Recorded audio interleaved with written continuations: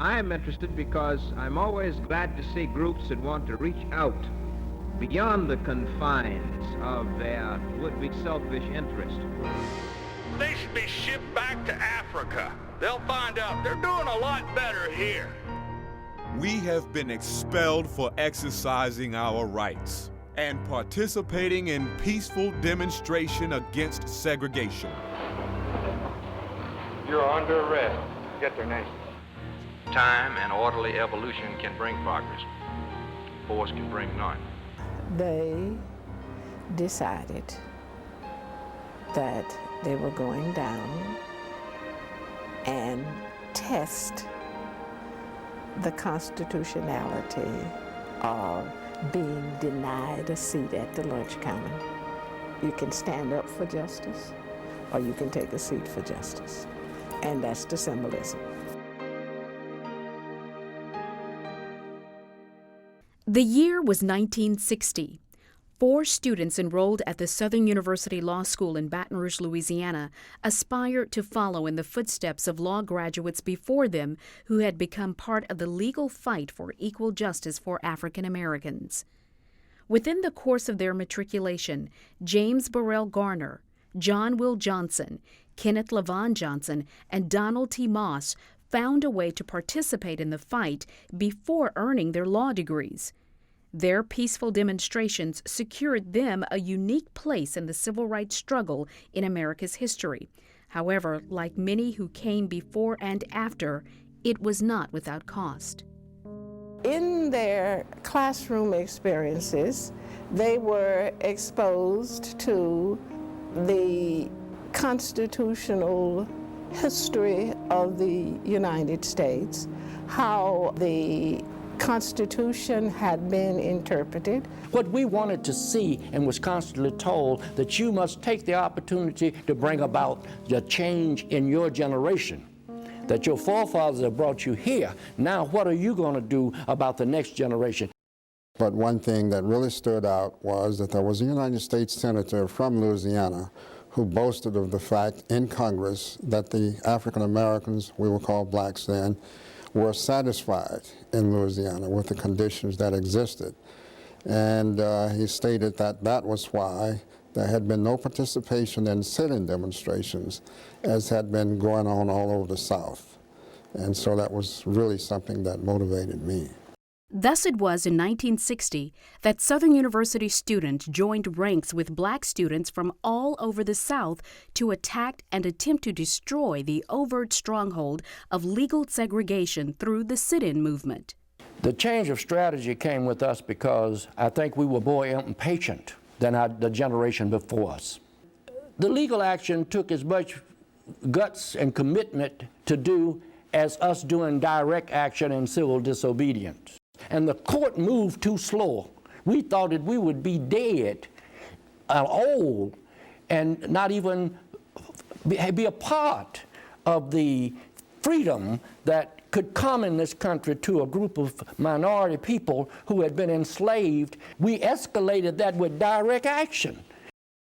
In the spring of 1960, the climate at Southern University was one of intense anticipation.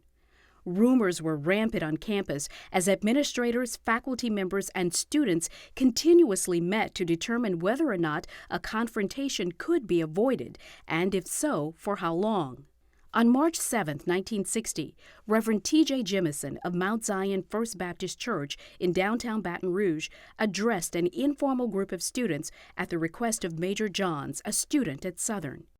Major Johns was a major strategist for us. He didn't go and sit in, but he prepared and planned everything and helped us get through the process. A committee meeting was called at Dr. Felton Grandison Clark's home on March 8th. The personnel director, deans of men and women, and the business manager met with the president to discuss the unauthorized March 7th meeting and to devise means of reaching student leaders to discourage them from demonstrating. On the next day, student leaders met with Dr. Clark at his home. During the meeting, the student leaders eventually confessed their plans to sit in.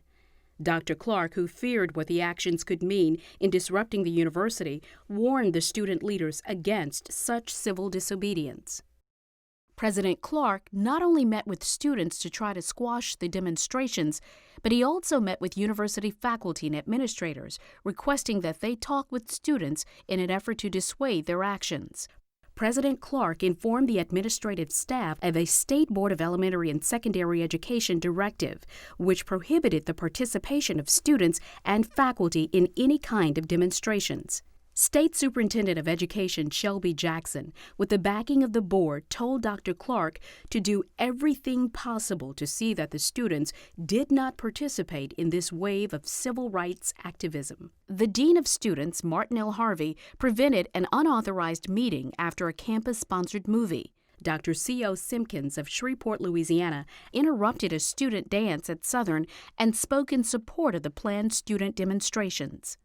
Dr. Simpkins, co-founder of the civil rights organization Southern Christian Leadership Conference, was no stranger to the direct action movement, which promoted civil disobedience through peaceful demonstrations. On March 22nd, the university invited a group of community leaders to the campus. The university solicited their support in giving students the type of guidance and counsel that would be in keeping with the state board's directive concerning student participation in demonstrations while in attendance at state-supported institutions. It was an extremely stressful time for the university president and the student leaders. The eyes of the community were on Southern University for different reasons. Some supported their activities, others adamantly opposed them. This was very dangerous business that they got engaged in. And it was important, critically important, that they make this decision on their own, that we not encourage them at all. And once they made their decisions, they acted on their own. Dean Aguilanwa and my mother are first cousins, and they were raised basically together from time to time, and I've known him all of my life. He did not know about the sit-ins. I couldn't tell him, of all people in the world. I couldn't tell him for two reasons. One, he never would have told me to not do it, and two, he never would have told me to do it, because he always had told me, follow your heart. He called me, Ken, old boy, follow your heart. And the other reason is I didn't want to give him guilty prior knowledge of what was happening because I wanted to protect him. Just before noon on March 28, 1960, law students John Johnson, Kenneth Levon Johnson, and Donald Moss, and 4 undergraduate students, Janet Hostin, Joanne Morris, Marvin Robinson, and Felton Valdry, sat down at the whites-only lunch counter at the S.H. Kress building in downtown Baton Rouge, the state capital of Louisiana, and requested hamburgers and tea. I sat at the lunch counter, and it was a feeling of the eyes are all on you. People are staring at you, wondering, what are you doing? Why are you sitting there? You know you're not supposed to be there. You know you're out of order.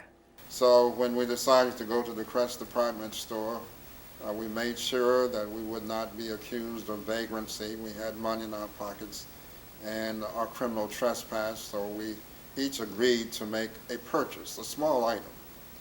And this is what I bought on that day, a pair of socks. The student demonstrators' courageous posture in the Kress Department Store had lasted for about 30 minutes before their arrest. Their ride to the jail took about 10 minutes. They were processed and led to their cells in approximately 30 minutes. Their stay in jail was a little more than 6 hours. Nothing had prepared them for being locked up. These were the longest 6 hours of their young lives. So we sat on the bed, looking real scared. And the women said, we're not going to do anything to you. Don't worry about it. We're not going to hurt you. I didn't fear them, but I didn't know what would happen. They tried to make you comfortable, but that was impossible in a jail cell, So we were put in these uniforms with these big sizes, and we couldn't keep our pants up. We had to take the shirt tail of the shirts tied through the belt loops and tied in knots to hold our pants up. And being in jail and can't keep your pants up is an intimidating factor. In the late afternoon of March 28th, a meeting was held in the university stadium in an attempt to collect money for the release of the 7 students. Well, when we got jail, they got us out. They rallied the black community. to raise the money. True to his promise, Reverend T.J. Jemison provided bail money and escorted the students from the city jail. Reverend Jemison also paraded several of the protesters before a crowd gathered at Mount Zion Church. It appeared at first glance that the black community was united in their appreciation of the students and their efforts and designated them heroes of the hour.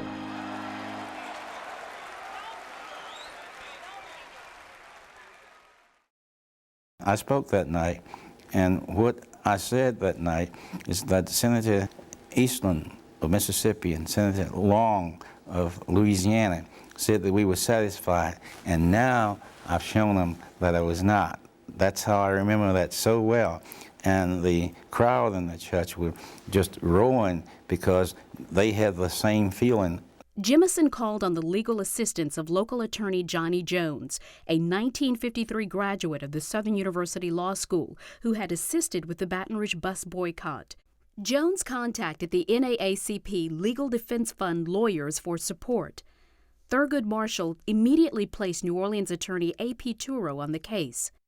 Also true to his promise, President Clark promptly ordered the indefinite suspension of the 7 sit-in participants. We were all rounded up and told to report, I believe it was called the Academic Building at the time, for a conference.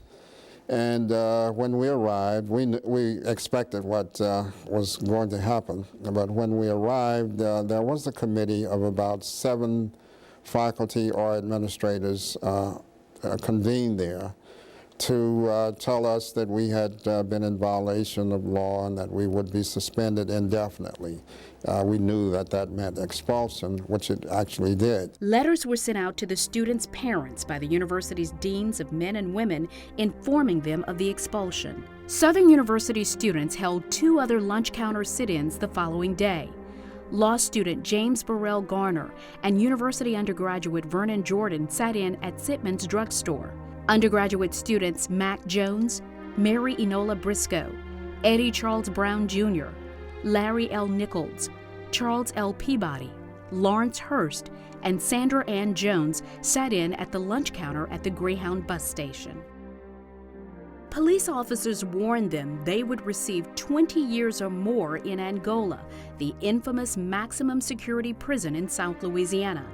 Like the Kress sit-in demonstrators, the 9 other protesters were jailed for disturbing the peace and suspended from Southern University. Dr. Clark always made these great speeches exhorting young black people to be prepared to do the right thing, to confront oppression and so forth. I remember he was out of town when we got arrested. My thought was that when Felton Clark comes back to town, we have this great warrior on our side. Because that's all he projected, was that we had to confront this system, we had to do the things we had to do. And when he came back and had the attitude that somehow we were the villains, I think that's maybe the one time in my life that I had been really, really disappointed in an elder. Because I thought, given the kind of speeches he made, that when he came back, he was going to set things straight, that he would be on our side. Students on the campus showed support for the protesters with a massive demonstration. On the morning of March 30th, approximately 1,500 students left classes and boarded buses for downtown Baton Rouge. The local newspaper captured the event on camera as students marched on the state capitol and conducted a half-hour prayer meeting for their fellow students who were arrested. The media also covered the students' return to the campus. So I came out to the campus, the southern campus, and I remember I was there, and there was a guy from Life magazine there, so I knew it was a big deal at the time. And we just stood around and talked to some of the kids who had been in the march and were there in front of the president's home, waiting for him to come out and talk to them. And they were obviously very emotional, but they were also very relatively quiet, and I thought they were very determined. They were on a mission. You could tell that this meant a great deal to them. A demonstration is no good if you can't demonstrate it to the world. So the media was very helpful in getting the word out that we were dissatisfied with the condition that they'd put upon us. Students held a meeting and decided to withdraw en masse from the university in support of the 17 students. The students came together in the auditorium to talk about what had happened. And my daddy, I didn't know, was down there at that time. We were in the auditorium. And they brought him on the stage and wanted him to tell the students not to follow us because what we had done wasn't really right. We didn't do it right, etc. So my daddy came on the stage and said just the opposite. He said, you all should support these students. They stood up for you. You should support them and follow them. Well, that was the end of my daddy and Felton-Clark's relationship. On April 1st, students returned to class and a series of meetings were called. A meeting of the president, administrative staff, and faculty was held, as well as an all-university convocation to reaffirm that the university would go on with business as usual. I don't know any professor who said they were against these students. Now, later on in the movement, professors signed a petition and sent it to the State Board of Education against the expulsion of the students. Now, I was the personal custodian of those signatures. On April 2nd, the ousted students called an off-campus meeting to urge students to withdraw. Approximately 1,000 students boycotted classes. Later that afternoon, President Clark called a convocation with alumni members from all over the state. As a result of that meeting, alumni leaders, sympathetic to President Clark's position but supportive of the students and their call for equal rights, sent correspondence and made official statements regarding the student demonstrations. Regardless of the tone or their resolve, there was a united voice for the preservation of their beloved Southern. Nonetheless, their concern for their alma mater was voiced in this manner. We certainly want to see all of this done in greatest peace and harmony and in a way to strengthen the university. Our President Clark has been placed in a tough spot, and we wish to assure him that we appreciate his predicament and are with him. By April 4th, university operations were reported to be back to normal. According to the registrar's office, 260 students had completely withdrawn from the university. Clark was extremely upset with the faculty and administrators for not maintaining control over the student body. He was reported to have become aloof, throwing himself into his work, and began to isolate himself in his office, away from his faculty and staff, as well as the alumni and other members of the Black community.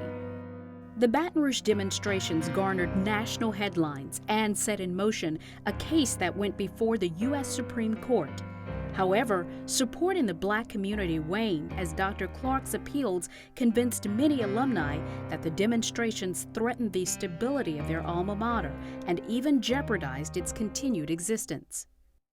He was such a cultured, sophisticated gentleman.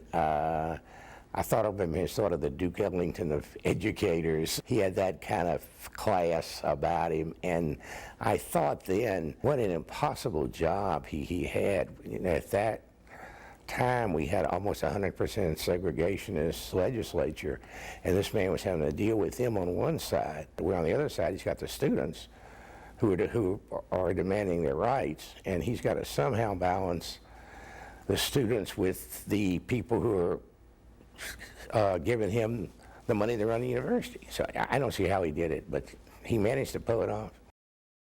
I don't think anyone has ever criticized him for the way he represented the institution to the external public. In its regular meeting held a month after the sit-ins, members of the State Board of Education took official notice of the outstanding manner in which the disturbance at Southern University was handled by Dr. Felton Clark with the assistance of his staff and faculty. Although under tremendous pressure and strain, Dr. Clark, as Chief Administrative Officer, enforced these rules and regulations firmly, fairly, and uniformly, and he successfully handled an unfortunate situation, which could have resulted in the loss of the opportunity to an education to thousands of young men and women in Louisiana. At the same time as the Baton Rouge sit-ins, President Dwight Eisenhower's signing of the Civil Rights Bill made the news.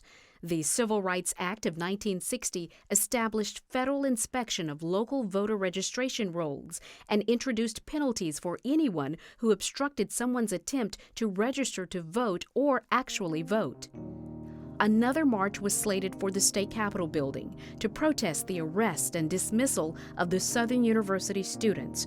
Several news accounts quoted then-Governor Earl Long as saying that the students should be shipped back to Africa. They'll find out they're doing a lot better here. The student body of Southern University were on the case from number one, from the first minute. They rallied behind us by the thousands. They're the ones who named the movement the cause.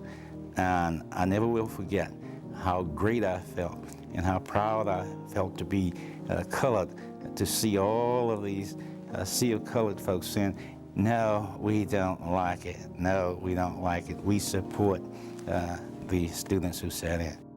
The students were tried before the Honorable Fred S. LeBlanc, presiding judge in the 19th Judicial District Court in Baton Rouge.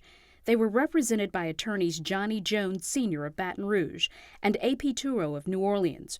Representing the state was attorney Ralph L. Roy of Baton Rouge. Most of us who had been expelled from Southern University had lodging at the Lincoln Hotel. That was an old hotel at the time in Baton Rouge. And as we were going to court one day, we had to make several court appearances. We were getting ready to get on the city bus, and there was an old man, old black man, whose friend came by and asked, Bill, where are you going? And he said, I'm going down to be with my boys today. We didn't think much of it, didn't know where he was going. But when we arrived at the courthouse and got off the bus, this old man was the first one that we saw walking up the steps going into the courtroom. That was very encouraging. We felt tremendous support from the community.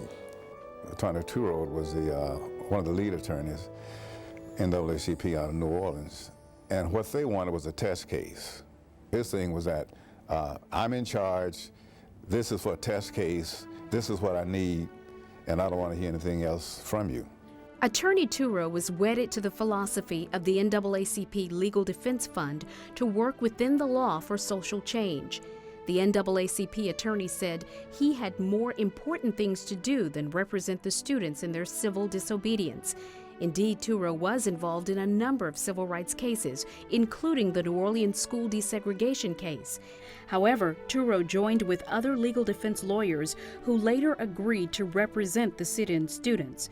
Though from his remarks years later, Tureaud never relinquished his belief that the legal strategy was best in the overall fight for civil rights. I never had to put on one single demonstration, and I've gotten all of these things. Demonstrations haven't desegregated anything but lunch counters. And we had to make it possible for them to carry those on by litigation. The 19th Judicial District Court was the first step on June 2, 1960. The defense attorneys questioned the accusation by the prosecuting attorneys that the students were disturbing the peace despite their non-threatening demeanor while seated at the lunch counters and requesting service. That came to me, to ask that question. It just came to me when I got that question in my mind, and he went to court that day, and Mr. Tureaud caught it fast, who came up to assist me on the case. He asked the two over and over. The mere sitting constituted a crime, and we played it up for a while. The day after Americans all over the nation celebrated their independence, the 16 convicted students were sentenced to imprisonment for 4 months, 3 of which would be suspended upon the payment of a fine of $100. 10 days later, attorneys for the students won a stay in the execution of the sentences. Many lay people feel that you can appeal a case as a matter of right. That's not always the case. You have to have a record preserved for appeal. There have to be appealable issues. And one of the trial techniques of a good trial lawyer is to preserve those rights of appeal. Those books and things that I had read saying that you have to have the issue initially raised initially raised in the lower court in order to get it to the Supreme Court. So since I knew we wasn't going to get any rights in this court, I knew that. It was just out of the question because Plessy versus Ferguson had you see. And so since Plessy versus Ferguson had it separate but equal and all, it wasn't no use to thinking about you going to get to the Supreme Court. The Louisiana Supreme Court denied post-conviction relief, and the case was appealed to the U.S. Supreme Court. Attorney Johnny Jones remembered that when they brought the case before the NAACP Legal Defense Fund during a lawyers' conference held in New Orleans, the lawyers were skeptical about accepting the case, thinking it would fail to get approval for a U.S. Supreme Court hearing. When I brought the case to them, they say 6 issues was just outrageous. The Supreme Court would not entertain any case with 6 issues in it.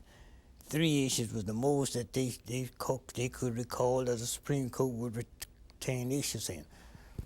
B.B. Taylor gave me a book, White Attorney in Baton Rouge, and he had this book on how to get to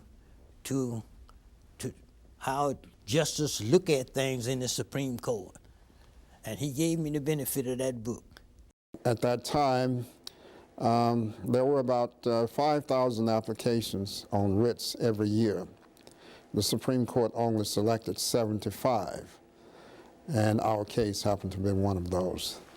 And it's a great credit to Johnny Jones' good efforts. After a review of the Garner, Harris, and Briscoe State Court transcripts, James M. Nabrett III of the Legal Defense Fund suggested that Tureaud and Jones seek to raise 3 lines of defense before the court.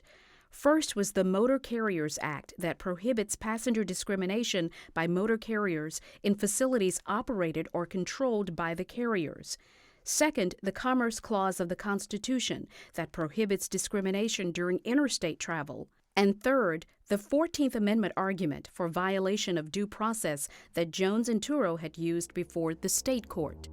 Negative consequences for the suspended students continued even after their release from jail, and they returned to their hometowns to await court action against them. Donald Moss of Winfield, Louisiana, and other family members were harassed by legitimate and not so legitimate law enforcement in his hometown. In addition to death threats, there were severe financial repercussions. His sister lost her teaching job because of his actions. Janet Hostin of Monroe, Louisiana, found that members of her hometown community were afraid to associate with her and her family. The Hostin family was forced out of Monroe when Hostin's insurance agency's houses were burned down. She and the other expelled undergraduates were fortunate to obtain scholarships from the Ruthbert Fund to assist in their enrollment at Central State University in Ohio. German immigrants and New York residents, Albert and Tony Ruthbert, heard about the student situation and wanted to help. The sit-in participants were grateful to the Central State University president, Dr. Charles Wesley, who they believed was the only head of an historically black public college or university willing to accept them as students. The former law students enrolled at Howard University's School of Law. Dean Lenoir had friends, as I indicated, Thurgood Marshall, A.P. Tureaud. A.P. Tureaud was a graduate of Howard. Thurgood Marshall was a graduate of Howard. Dean Lenoir had a very good friend also at Howard, James Washington, Professor Jimmy Washington, who later became a judge. So he called Professor Washington and set the whole thing up, and that's how we got to Howard. On September 16, 1961, the United States Supreme Court was asked to reverse the convictions of the 16 former Southern University students on charges stemming from the lunch counter sit-ins during the spring of 1960. The thing that stands out to me most in my memory is the tremendous amount of faith that the students had at the time. Faith in God, of course, but also faith in the United States Supreme Court. We anticipated the adverse decisions in the state of Louisiana courts, but we just knew that the Supreme Court of the United States was going to reverse our convictions. We were concerned that if the convictions were upheld, those of us who were in law school perhaps would not have been able to be admitted to the bar to practice law. The case was argued October 18th and 19th, 1961. NAACP Legal Defense Fund attorney Jack Greenberg argued the case for the petitioners. Attorney John F. Ward, Jr. argued the case for the respondent. As law students at Howard University, we were actually able to participate in the preparation of the defense. There was a moot court, a trial run of our case at the Howard University Law School on the evening before the case was to be heard before the United States Supreme Court. The United States Supreme Court overturned the convictions of the 16 former Southern University students. Opponents contended that by basing its decision on such narrow ground, the court gave no hint as to what its reaction might be to other sit-in appeals. Nonetheless, the civil rights community hailed the court's decision in favor of the Southern 16 as an overwhelming victory. Chief Justice Earl Warren delivered the opinion for the court. Attorneys for the students pointed to issues brought up in the separate concurring opinions written by 3 associate justices, Felix Frankfurter, William O. Douglas, and John Marshall Harlan III. These judicial comments disclose the significance attached to this case in the dismantling of Jim Crow laws. Did they have any signs in this store indicating it was segregated and that he didn't want any of that kind of trade at that particular place? I frankly don't know, Your Honor. I think the record shows we're not. Now, would you say that if a man suppose a man had the practice of not doing any business with Negroes, and a man walked into the store and offered to buy something, and the owner said, "Well, we don't serve you," and he loitered there a little while, do you think he could be arrested for disturbing the peace with no more? I think when it's done under these circumstances, Your Honor, yes, sir. This might be a possibly different situation if this was in the normal course of business. It was normal course of business. One of them bought an umbrella there just before he sat down. Yes, sir, but these people were not there for just to buy a cup of coffee. These people were there to demonstrate and protest.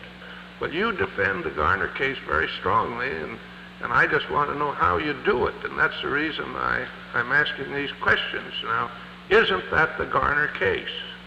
Even though he did not say the specific words, "Please get up and leave," we contend that the only inference that you can draw from that testimony, the only conclusion you can draw, is that he was in fact asking the person to leave because he had no place to serve him and he was taking up space which his other customers might have been using. Under those circumstances... He didn't say that. No, that's correct. In so many words, specifically, no, sir, he did not. Well, if you have 2 inferences that can equally be drawn, one of them of guilt and one of them of innocence, what one do you choose in your state? Normally, in criminal cases, you choose the presumption of innocence. Innocence. That's what we've got here. The justices found no evidence that the defendants' quiet, peaceful sitting at the counters would have supported a finding that their conduct would have disturbed the public. The court held that the convictions were in violation of defendants' due process of law guaranteed them by the 14th Amendment to the United States Constitution. There was a deep-seated pattern of segregation of the races in Louisiana, going back at least to Plessy versus Ferguson in 1896, when the Supreme Court sanctioned the separate but equal doctrine. It was restated in 1960 by the Louisiana legislature in Act No. 630, which states, "Whereas Louisiana has always maintained a policy of segregation of the races, and whereas it is the intention of the citizens of this sovereign state that such a policy be continued." A pre-Plessy case seeking desegregation in Louisiana involved a person who was refused service at a soda fountain. The litigant was represented by Thomas Morris Chester, one of the first black lawyers admitted to the Louisiana bar in 1873. Chester won the suit, which preceded the 1960s sit-ins that resulted in more enduring benefits nearly a century later. "It is fatal to liberty," Chester said, "when the color of a man's skin, deepened by the sun of heaven, ostracizes him from the public places and outlaws him in public estimation." The testimony of the owner appears on page 30 of the record and makes quite clear just what he said, what he did, and why he called the police. After I finished my meal, I went to the telephone and called the police department. Why did you call the police department? Because I feared that some disturbance might occur. Why did you fear that? Because it isn't customary for the two races to sit together and eat together. He didn't call the police to arrest anybody, and he didn't call the police because there was an actual disturbance or any appearance of any disturbance that was beginning to brew up. He just called the police as a cautionary measure, and certainly not to eject these people from the store. Chief Justice Warren pointed out that shortly after the arrest of the 16, the Louisiana legislature amended its disturbance of the peace statute in an obvious attempt to encompass the type of activity involved in these cases. The state's argument in this case now has been made entirely clear in that the state agrees with the police officer as they testified, the trial court as expressed in its findings, and implicitly the state Supreme Court as it affirmed the trial court, because the argument of the respondent here has been that the petitioners had no right to be there. That was repeated over and over and over again. The petitioners had no right to be there. Following the first sit-in, Baton Rouge Mayor Jack Christian warned that no violence or disturbance from anyone, white or Negro, would be tolerated by local police. Justice Felix Frankfurter, a native of Vienna, Austria, agreed with the general approach of Chief Justice Warren regarding the lack of evidence in the case of disturbing the peace, but thought that the Louisiana statute had to be construed to cover peaceful activity that might lead to violence. What are the words that admits they're doing something unlawful? When they say that they were engaged in an activity to protest segregation on this private property, which Wait is... a minute. That depends on whether the private property owner forbade it, didn't it? Whose right is it to keep it private? The property owner.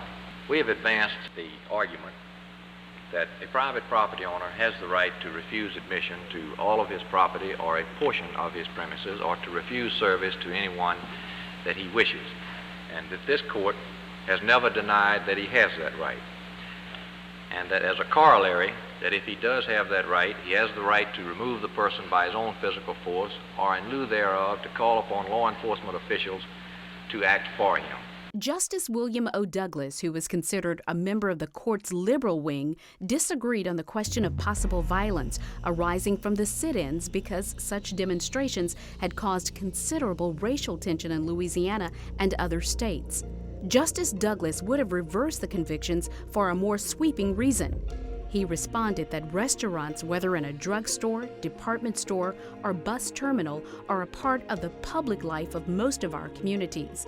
Though they are private enterprise, they are public facilities in which the state may not enforce a policy of racial segregation. The authority to license a business for public use is derived from the public. Negroes are as much a part of that public as are whites. Justice John Marshall Harlan, whose grandfather had previously served on the court and dissented in Plessy v. Ferguson, said he believes that Louisiana had invaded the realm of free expression of opinion by imposing criminal sanctions on persons participating in sit-in demonstrations. Are you going to deal with the argument of the petitioners that this statute is unconstitutionally vague? Yes, sir, I had planned to briefly cover it. Of course, they raised the question of that they're being denied the right of freedom of speech guaranteed by the First and 14th Amendment. And nowhere, we submit, in the First Amendment or the 14th, or in any case they have cited, is there any language or any decision which gives a person the right to freedom of speech and expression on another man's property against his wishes. Justice Harlan, in his opinion, said it was obvious that the state had interest in preserving peace and harmony within its borders, but he declared, when a state seeks to subject to criminal sanctions, conduct which, except for demonstrated paramount state interest, would be a range of freedom of expression assured by the 14th Amendment, it cannot do so by means of a general and all-inclusive breach of the peace prohibition. The Southern Sit-In 16 participated in a peaceful sit-in to demonstrate their rejection of racial segregation. Attorney Ward's closing remarks in the Garner case were more revealing of the thoughts of the contemporary leadership. In conclusion, if I could, I would quote briefly from the editorial in the Morning Advocate at the time that these sit-in demonstrations occurred. These are times that require understanding, goodwill, and patience, regardless of how hard these things may sometimes come to some among us. The recognition and acceptance that really count cannot be hastened or ever won by any action that creates alarm, destroys goodwill, or alienates the different groups in the community. Our society may have its imperfections, as do all things of human design. But this is not the way improvements will be brought about. Time and orderly evolution can bring progress. Force can bring none.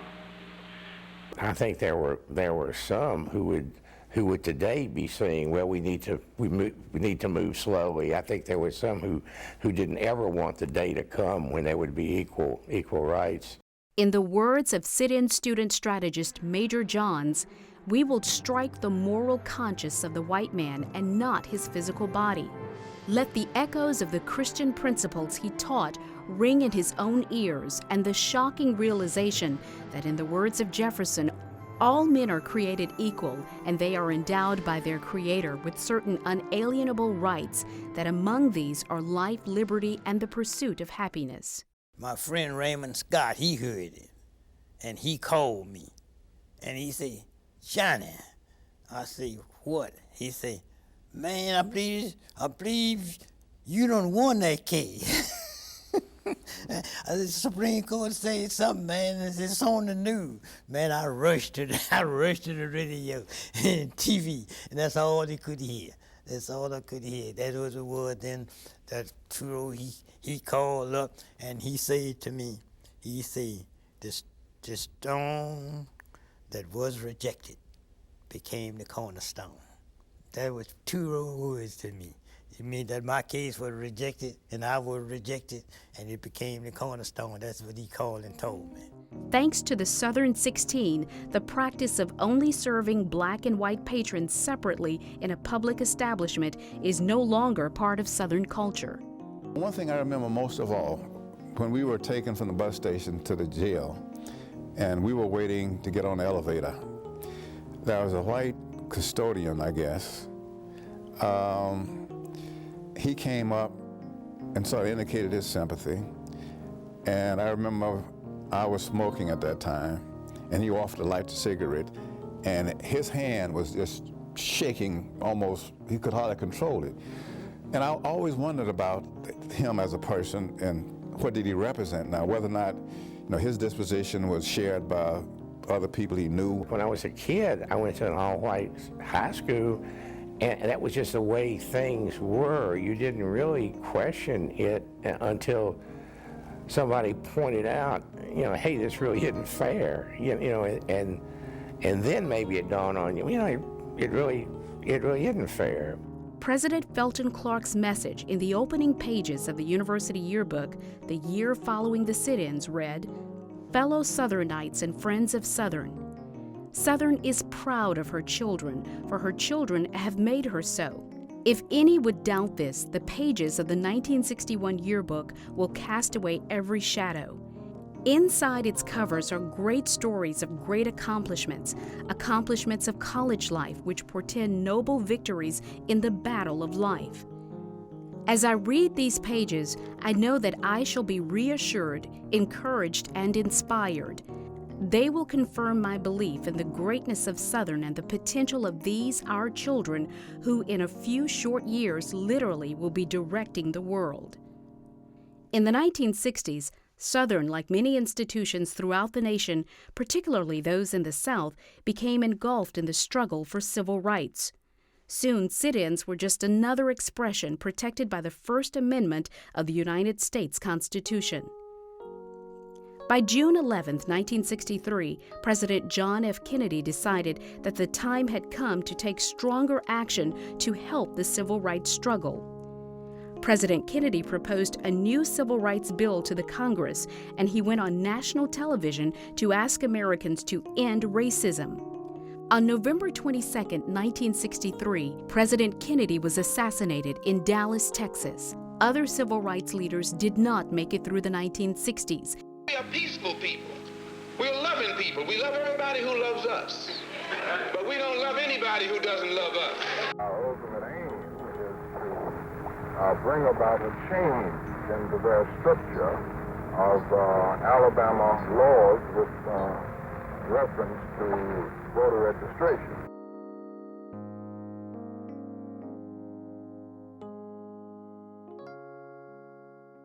Four months after Robert Kennedy was killed, Felton Clark retired as president of Southern University. Dr. Clark and his father, Dr. J.S. Clark, the founding president of the university's Baton Rouge campus, had served the post-slavery institution from its fledgling years throughout the Jim Crow era. During their more than 54 years of leadership, Southern University developed into the only viable public institution of higher learning for the Negro community in South Louisiana.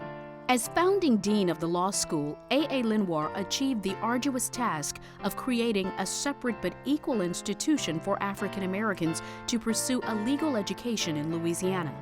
Lenoir retired in 1970, but not before seeing law graduates become trailblazers in securing equal rights for all Americans. Today, the historic events have been examined and the record has been reviewed of the 16 students who dared to protest racial discrimination. Southern University honors the intent of their actions, the spirit of their youthful tenacity, and the brilliance of their calculated test of theory, and it celebrates their ultimate victory in the court, securing justice for all. In awarding honorary degrees to these outstanding individuals, Southern University shows appreciation for their heroism. These honorees not only broke the barriers to civil rights and justice here, but they went on to shape civil rights and justice through their respective academic and professional careers.